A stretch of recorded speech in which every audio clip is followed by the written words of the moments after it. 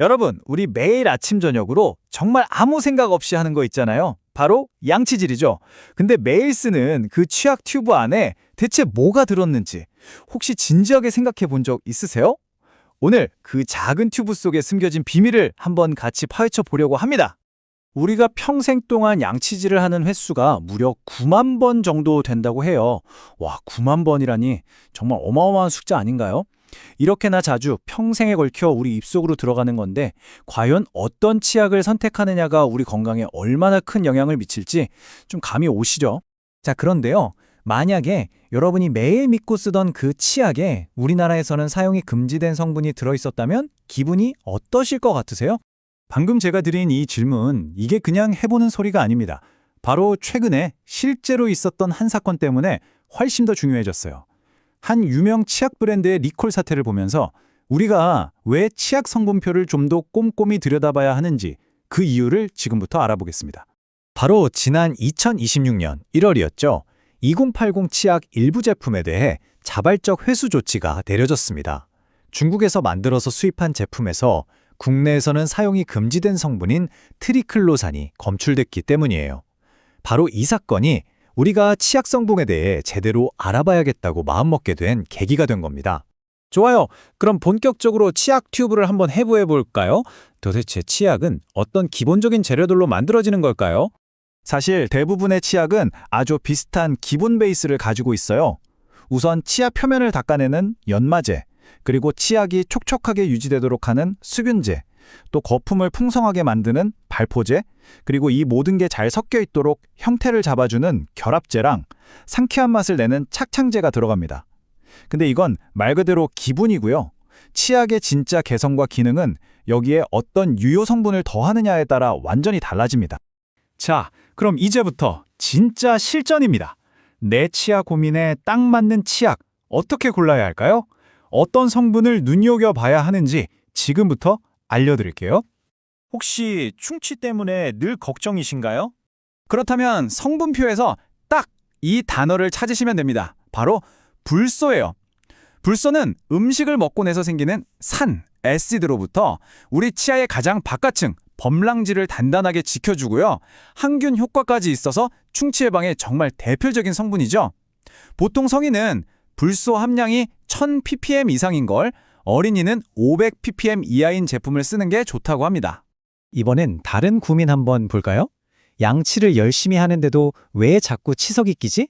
하시는 분들 계시죠? 그럴 땐 피로인산이라는 성분이 들어있는지 한번 보세요.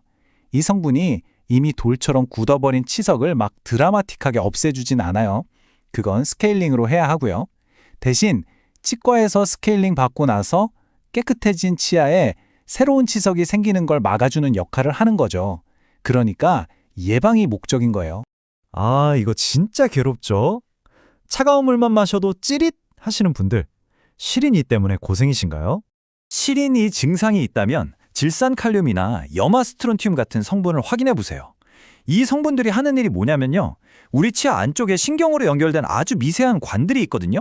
그 길을 딱 막아주는 거예요. 그러니까 외부 자극이 통증 신호로 전달되는 그 길목을 차단해버리는 거죠. 이번엔 잇몸입니다. 잇몸이 붓거나 양치할 때 피가 나는 분들, 잇몸 염증이 걱정되시나요? 잇몸 건강을 위한다면 염화나트륨, 이건 쉽게 말해 소금이에요. 그리고 비타민 E 성분인 초산 토코페롤, 또 알란토인 같은 성분들을 찾아보세요. 이런 성분들이 잇몸에 피가 잘 돌게 하고 염증을 가라앉히는 데 도움을 줍니다. 자, 이렇게 좋은 성분들도 알아봤으니 이제 다시 처음으로 돌아가서 좀 껄끄러운 얘기를 해봐야겠죠? 도대체 어떤 성분들이 논란의 중심에 서 있는 걸까요? 가장 대표적인 게 바로 트리클로산과 파라벤입니다.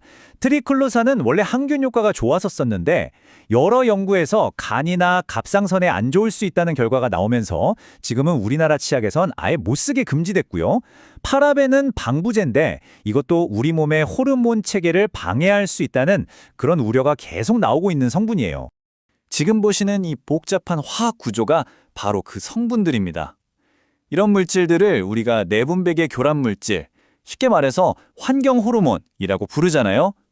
몸의 호르몬 시스템에 영향을 줄 수도 있다는 바로 그 가능성 때문에 과학자들이 계속 주시하고 있는 거죠. 근데 여러분, 이런 얘기를 들으면 덜컥 겁부터 나잖아요. 하지만 너무 걱정할 필요는 없을 것 같아요. 전문가의 말을 한번 들어보시죠. 연세대 치과대학병원 최종원 교수님 말씀인데요. 치약의 거품으로 닦아내는 힘보다는 올바른 칫솔질 방법이 훨씬 더 중요하다고 하셨어요. 결국 핵심은 뭐다? 성분도 성분이지만 내가 어떻게 닦느냐가 더 중요하다는 거죠. 자, 그럼 오늘 알아본 이 모든 걸 가지고 우리가 마트에서 다음 치약을 고를 때 뭘 해야 할지 아주 간단한 행동 계획을 한번 짜볼까요? 정말 간단해요. 딱 4가지만 기억하세요. 첫째, 내 제일 큰 구강 고민이 뭔지 딱 정하는 거예요. 충치 예방, 시린이 완화, 잇몸 건강. 하나만 정하세요. 둘째, 치약 뒷면의 유효 성분 칸에서 아까 배운 그 성분이 있는지 찾아보는 겁니다. 셋째, 혹시 내가 개인적으로 피하고 싶은 성분이 있나 한번 쓱 훑어보고요. 그리고 제일 중요한 마지막, 양치 다 하고 나서 입안에 치약이 남지 않도록 최소 10번 이상은 충분히 헹궈내는 거. 어때요? 이 정도면 할 수 있겠죠? 오늘 우리가 치약 튜브 속을 이렇게 자세히 들여다본 것처럼 사실 우리가 매일 쓰는 수많은 물건들 안에는 우리가 아직 모르는 이야기들이 정말 많이 숨어 있거든요. 자, 치약 다음으로 여러분은 어떤 제품의 성분표를 한번 확인해 보시겠어요?